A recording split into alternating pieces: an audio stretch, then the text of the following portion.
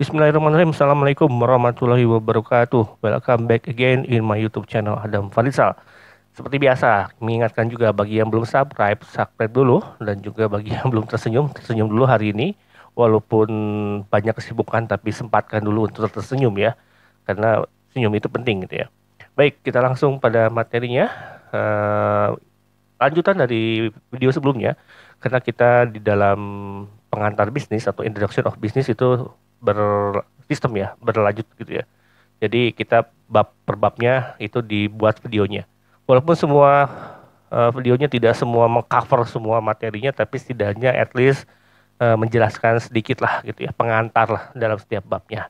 Baik, saat ini kita membahas tentang bentuk-bentuk kepemilikan perusahaan.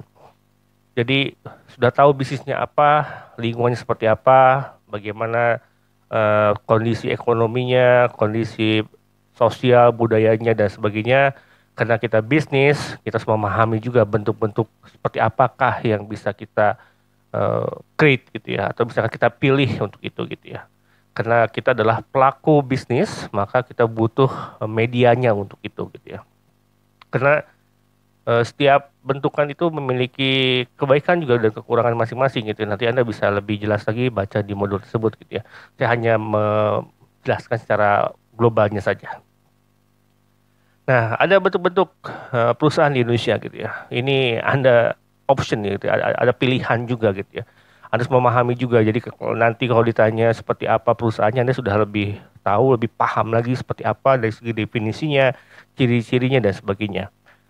Baik, perusahaan adalah, kita tahu juga ya, perusahaan adalah organisasi yang menjalankan aktivitas bisnis dan tujuan untuk mendapatkan laba gitu ya. Jadi butuh media, bentukannya seperti apa nanti kita lihat dari segi tanggung jawabnya, responsibility-nya, dari segi anggarannya gitu ya, keuangannya, dari segi dananya, dan kemudian dari segi kewajibannya itu berbeda masing-masing bentuk pemilikannya. Ada yang disebut dengan perusahaan perseroan atau persorangan, sorry maaf, perusahaan persorangan, biar lebih jelas lagi saya ulang. Ada juga firma, ada juga CV. Kita ada sering mendengar lah, saya pakai istilah yang sering kita dengar ya, CV, atau namanya perseroan komoditor. Ada juga perusahaan terbatas, PT. Anda sering dengar yang namanya PT, CV, banyak sekali gitu ya. Ada juga namanya BUMN. Nah, ini adalah suatu perusahaan lebih besar lagi gitu ya. Bentuknya perusahaannya berarti badan usaha milik negara. Ada juga badan usaha milik daerah gitu ya. Dua ini BUMN, BUMD, kepemilikannya berarti dipegang oleh pemerintah pusat dan juga pemerintah daerah, Pemda, dan juga pemerintah pusatnya untuk BUMN. Ada juga koperasi, ada juga yayasan, ada juga penggabungan usaha. Ini option gitu ya. Kalau jenisnya kita adalah pelaku bisnis, mungkin kita bisa memilih yang namanya perusahaan persorangan. Ya, dari namanya udah jelas ya, perseorangan, berarti perorangan gitu ya. Walaupun dia melakukan usaha, dia punya sedikit legalitas lah gitu, ada pengakuan, walaupun tidak terlalu ribet ngurusinya gitu ya. Tapi dia secara keberadaannya, existingnya dia legal. Ada firma, kalau ini adalah kita gabungan atau kolaborasi dari berbagai perusahaan juga atau usaha yang ada juga. Nah ini yang sering kita pakai, kita dengar namanya CV. CV, PT itu adalah dua option yang kita biasanya kalau perusahaan baru newbie itu punya pilihan ini gitu. Semua itu tergantung juga gitu. CV yang paling sederhananya, PT yang paling besarnya gitu. Ya, walaupun perusahaan-perusahaan kecil juga tidak harus melaksanakan atau mempunyai seperti namanya perorangan ya. Agak ribet juga nyebutnya perusahaan perorangan. Saya nyebutnya perorangan aja ya. Jadi lebih lebih simpel. Untuk yang perorangan tidak selalu wajib. Toko bakso atau misalkan ya bakso gitu ya. Tukang bakso yang ada juga tidak harus punya izin itu gitu ya. Karena mereka secara kita katakanlah mereka ada usaha kecil gitu. Tidak perlu itu, tapi bagi perusahaan atau usaha dagang yang memiliki usaha ini, dia secara legalitas tercatat gitu ya, lebih aman gitu. Jadi itu menimbulkan namanya kepercayaan. Karena semua bentuk-bentuk perusahaan ini, kepemilikan perusahaan ini, dampaknya kalau di mata masyarakat adalah kepercayaan. Siapa sih yang nggak mau kerja di BUMN gitu? Siapa yang nggak mau kerja di BUMD gitu ya? Siapa yang nggak mau kerja di perusahaan PT yang sangat luas lagi, bonafide, bonafit dan sebagainya. Itu adalah membuat kepercayaan. Anda punya perusahaan CV juga itu kepercayaan bagi orang gitu ya. Anda menjadi direktur utama bisa jadi gitu. Karena ini adalah semakin orang menjadi percaya bahwa perusahaan Anda nyata, real, berarti ada bentuknya gitu, ada perizinan dan sebagainya. Karena kalau kita ngomong bentuk-bentuk pemilikan, berarti pemilikan ada izin di situ kan gitu ya. Baik, saya hanya sekilas saja nanti ya, tidak akan terlalu panjang juga ya. Nah, apa sih yang menjadi faktor-faktor penentu pemilihan bentuk perusahaan? Pertama adalah jenis bidang usaha yang akan dijalankan dan berapa lama rencana menjalankan bisnis. Karena kita bersifat ingin jangka panjang, long term gitu ya, maka eh, kita harapkan adalah bentuknya semakin lama semakin tinggi. Gitu. Ya dari perorangan nggak masalah dulu, firma dulu gitu ya. Atau mungkin kita skip dulu langsung ke CV juga gitu. CV adalah bentukan awal gitu. Yang mungkin syaratnya, ketentuannya nggak terlalu susah gitu. Tapi CV adalah pertama kali. Dengan adanya CV Anda bisa melakukan aktivitas bisnis. Anda punya CV, punya lahan, Anda bisa jadi franchise Alfamart. Di Alfamart suka ada namanya di bawahnya ada CV apa, berarti kepemilikannya itu. Berarti secara kepemilikannya atau keberadaannya, existingnya dia adalah ada di mata hukum dan di mata pelaku bisnis lain. Jadi bisa kita pegang perusahaan itu gitu, CV tersebut gitu ya. Kalau lebih luas lagi PT lebih luas lagi, cakupannya lebih besar lagi, bisa akses mana aja gitu, sampai Anda bisa namanya public offering gitu ya, bisa menjual saham dan sebagainya. Kalau sudah namanya di belakangnya ada TBK, terbuka dan sebagainya. Kalau PT kecil juga tidak masalah juga, PT kepemilikannya dengan berbagai bentuk struktur organisasi yang simpel dan sederhana, ya nggak masalah juga gitu ya. Itu tidak ada apa namanya perbedaannya gitu ya. Yang jadi bedanya adalah tergantung dari jenis bidang usahanya yang akan dijalankan, juga berapa lama rencana menjalankan bisnisnya. Jadi motivasinya apa gitu. Yang kedua adalah volume bisnis dan luasnya wilayah operasional bisnis yang akan dijalankan gitu. Ya kalau CV skupnya juga eh, ya lebih kecil ya, tapi tidak menjamin, tidak melarang juga kalau dia menjadi punya buka cabang di tempat yang lain, nggak masalah juga gitu ya. Tapi kalau PT tuh, wah luas gitu ya, sangat luas sekali namanya PT. PT CV lebih luas lagi gitu. Itu cakupannya lebih luas. Dia punya anak perusahaan, punya punya cabang gitu ya. Itu bisa dimungkinkan demikian gitu ya. Lalu kemudian jumlah modal awal dan rencana penambahan modal di masa yang akan datang. Modal awal itu adalah penentuan gitu. Saya persempit aja ya, CV dan PT. CV itu mungkin lebih lebih simpel, modalnya nggak terlalu besar gitu. PT syarat modalnya lebih besar juga gitu. Karena ada suatu responsibility, karena nanti nyambungnya responsibility dan juga ngomong tentang modal gitu ya. Jadi dua-duanya saling berhubungan gitu. Semakin tinggi modalnya, responsibility-nya semakin besar, tapi aksesnya semakin besar juga. Akses, responsibility dan juga modal itu saling berkaitan.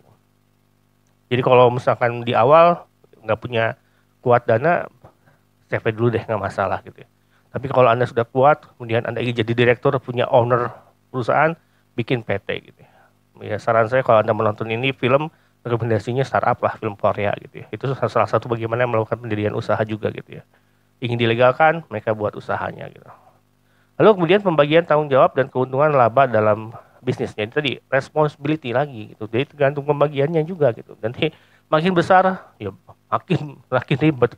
BUMN berarti ada negara di situ, BUMN ada daerah, pertanggungjawabannya komisarisnya ada di mana dan di mana itu lebih luas lagi. Kalau di PT pembagian sahamnya ya adalah dari kepemilikannya gitu. Jumlah saham yang dimilikinya. PT semua perusahaan BUMN rata-rata sudah PT gitu. Walaupun ada yang belum PT juga ada, tapi rata-rata semuanya sudah PT semua gitu, terbuka. Tapi untuk BUMN dan BUMD kepemilikan mayoritasnya dimiliki oleh pemerintah dan juga pusat maupun daerah. Selebihnya dia public offering, sudah go public dianya gitu. Lalu kemudian aturan pemerintah yang terkait dalam bentuk perusahaan yang dipilih ya. Tadi gitu ya, ada aturan, ada regulasi juga. Jadi kita ngomong tentang lingkungan apa? Hukumnya gitu ya, yang mempengaruhi terhadap kemudahan untuk melakukan pendirian itu gitu. Jadi itu kalau memang pemerintah mendukung untuk PT, dimudahkan syaratnya dan sebagainya gitu ya. Itu mungkin banyak orang membuat PT juga gitu. Jadi tergantung aturan pemerintahnya juga. Lalu kemudian kategori perusahaan menurut status hukumnya, berbadan hukum dan juga perusahaan non badan hukum. Nah, badan hukum di sini adalah ada kepastian dalam kegiatan bisnisnya gitu ya. Ya sebenarnya tadi gitu. orang trust, kita punya legalitas, kita punya akses gitu, berarti ada kepastian di situ, ada kepemilikan, ada struktur organisasinya gitu, berarti kan sudah ada bentukannya jelas gitu ya. Terutama dalam hal tanggung jawab pemilik atas kekayaan dan hutang perusahaan yang sifatnya terbatas. Jadi kita tahu siapa yang bertanggung jawab di perusahaan tersebut, legal, namanya ada, secara notaris ada gitu, secara hukum ada, kemudian bagaimana pemilikan hutangnya dan sebagainya. Jadi kita bisa melihat secara perusahaan itu dari apa ya, struktur organisasinya secara jelas gitu. Harta pemilik dan harta perusahaan dianggap terpisah, itu adalah badan hukum karena sudah jelas gitu. Jadi kalau kita tahu PT itu ya terpisah gitu ya. Jadi kalau ada apa-apa ya nggak ada campur tangan dari pihak owner gitu. Jadi betul-betul murni perusahaan gitu ya. Contohnya adalah PT. Kalau perusahaan badan hukum di sini tidak adanya pemisahan kekayaan atau hutang pemilik dalam dengan kekayaan hutang perusahaan. Jadi hutang perusahaan, hutang pemilik ownernya gitu ya, secara pribadi maupun secara perusahaan nyampur aja, sama aja gitu.